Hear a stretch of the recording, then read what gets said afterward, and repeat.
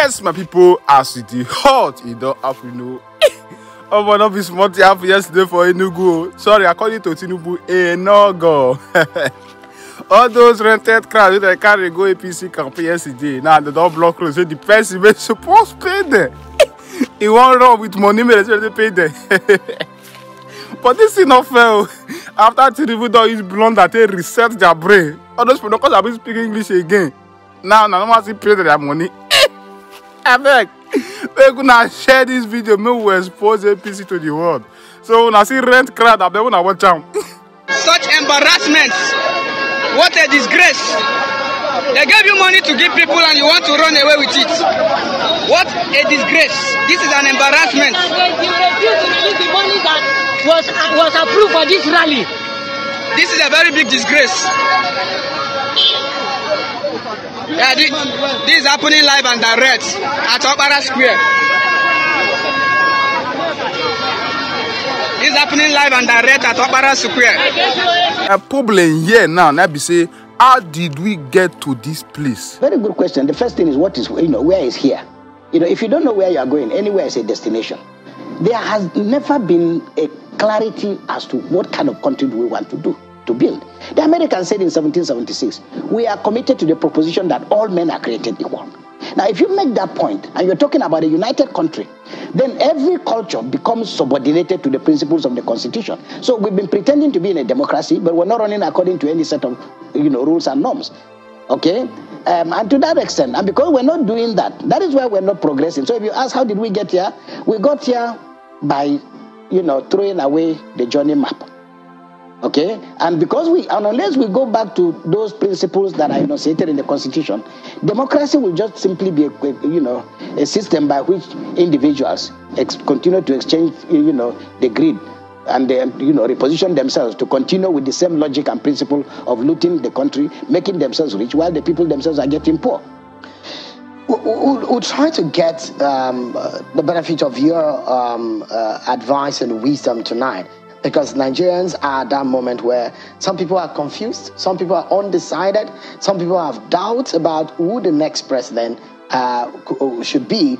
And we'll try as much as possible to dissect from your own understanding what the problems are, how we can solve it, and who can perhaps best fit into solving this problem. Yeah, but you think the first thing is maybe it's too much to say there is no agreement among the political elite.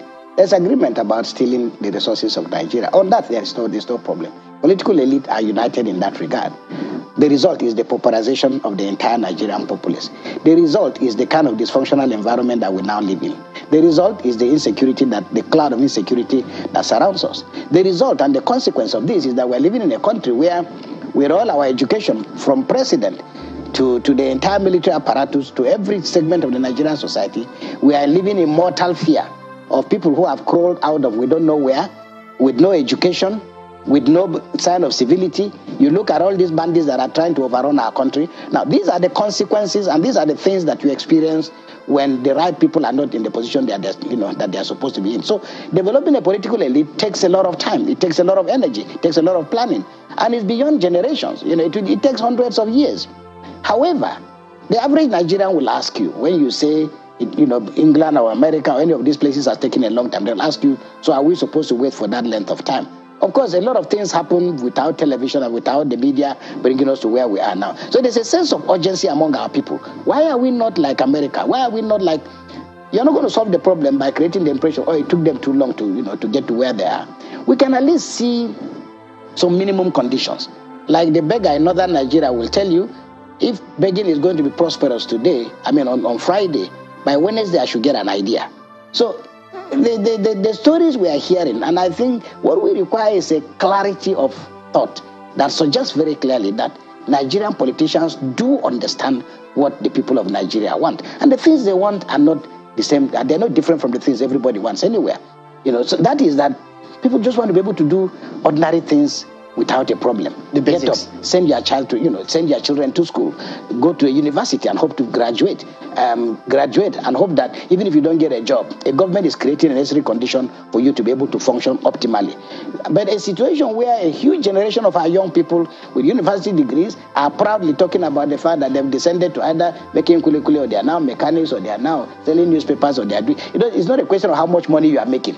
Is that if it was just to sell newspapers, if it was just to shine shoes, did I need to go to a university?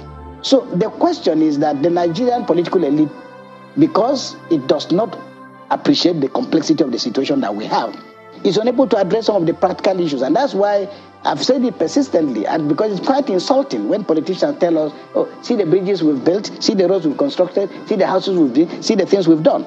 Now, democracy was not meant to deliver those kind of things, because in the worst dictatorship, whether it's South Africa under apartheid, whether it is Germany under Hitler, indeed, the best infrastructure is never created in a democracy. So democracy is about, and a lot of the benefits of democracy are actually intangible. A feeling of insecurity, there is a way, when a Nigerian goes to a medical doctor, he says, I'm feeling one kind. You can't put your finger on what exactly, but things are not right. And that's how ordinary Nigerians now feel. We're in a democracy, but we're not seeing the dividends. We're not seeing the benefits. And that is why occasionally Nigerians get nostalgic, because the future is always worse than the past.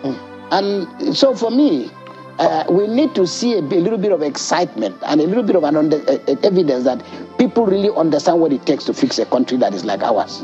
We still have, we will see politicians for over a month, 44 days to campaign before the election. What are the big issues before us? The big issues are huge. We're hearing basically the promises we had in 2019, the promises we had in 2015. They're no different from the promises we've had, which is that people are promising, and even the person making the promise and the people receiving the promises also know that the person making you the promise simply wants to massage your ego, and that they really no intention of fulfilling those promises.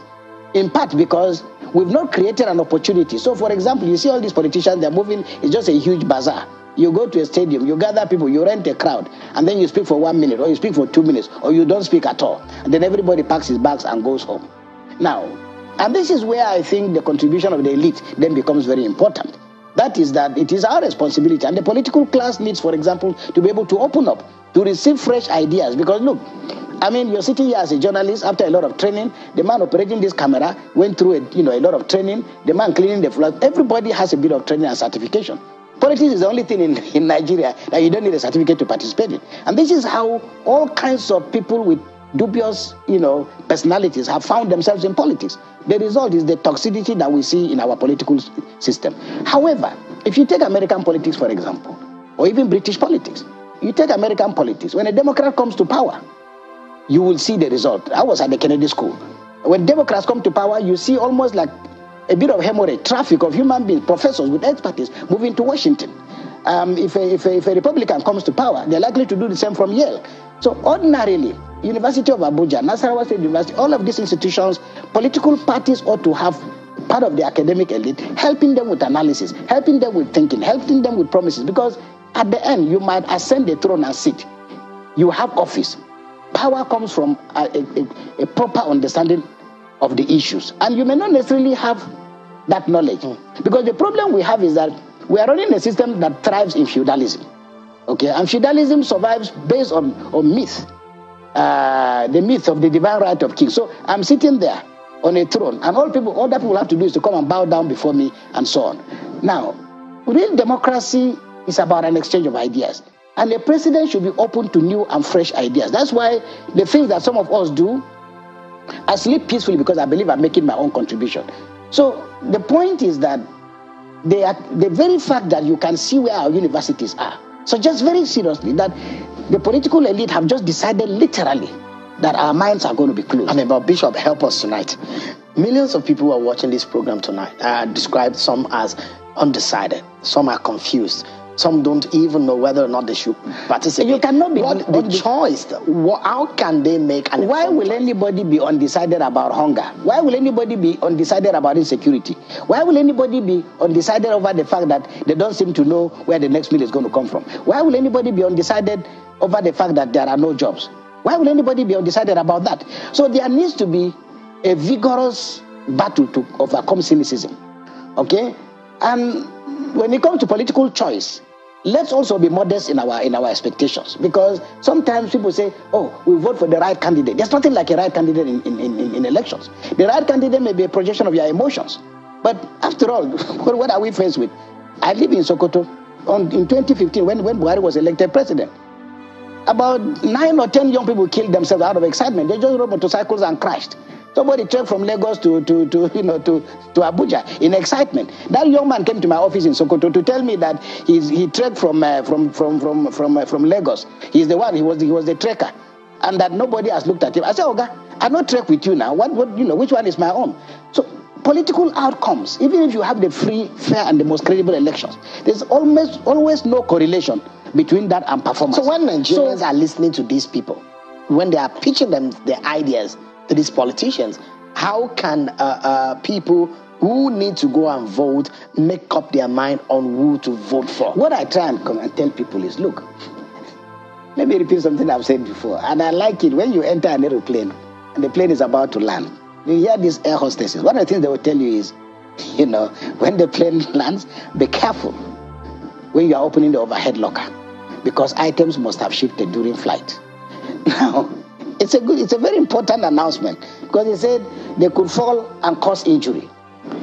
I take that very seriously, because between all these candidates who are running, asking us to vote for them, even if you vote for what you consider to be the best, items will shift during flight.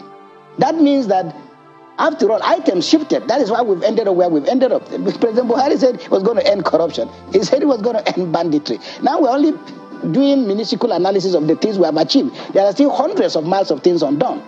So there is a difference, and this is why Nigerians must also address the fact that you are never going to have what you call, maybe use the word, the right choice. Because the 10 or so or 15 people who are competing, we don't know who is going to win. The challenge is actually how prepared we are to engage these people after they've been elected. And that is where civil society, trade unions, town unions, groups, media, church, everybody.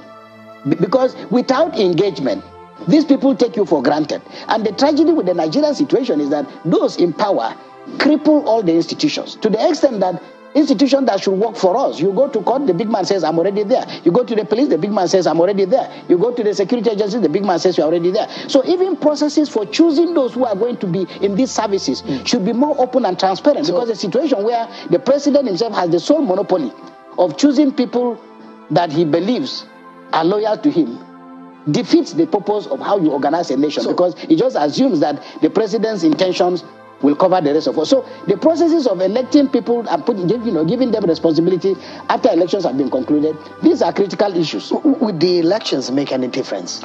No, elections will make a difference. Elections will make a difference. But yes, look, the very fact that we are exercising this choice, okay, that's bad part of the beauty of democracy. But also the point is that you have a right to vote, but you also may discover that in making that vote, in casting that vote, okay, you might have made a mistake. After all, why do people divorce? People fall in love. They're ready to die for one another. Then they get married, and somehow things don't work out, and they go their separate ways. People go to the seminary to train to become priests, and they become ordained priests. It's not everybody who is ordained as a priest that dies as a priest. So what I'm saying is, the challenge for us in politics, just like in real life, is that we fall and we rise. We fall and we rise. The business of the church, for example, people like myself, is to continue to encourage people. So for us, there are many people who might say, after what they have experienced, what am I going to vote for again? All right? But we vote to hopefully correct the mistakes. But in correcting those mistakes, sometimes you dig a hole to fill a hole. So, but I think we shouldn't take this opportunity that we have to cast our votes, to elect those we want to lead us. Those we like may not be the ones who have been voted. But part of the beauty of democracy is that, Argentina took the World Cup. What the hell? Everybody didn't want Argentina to win, but they've won. So it's that in this competition, people have to be trained in terms of how to accept outcomes.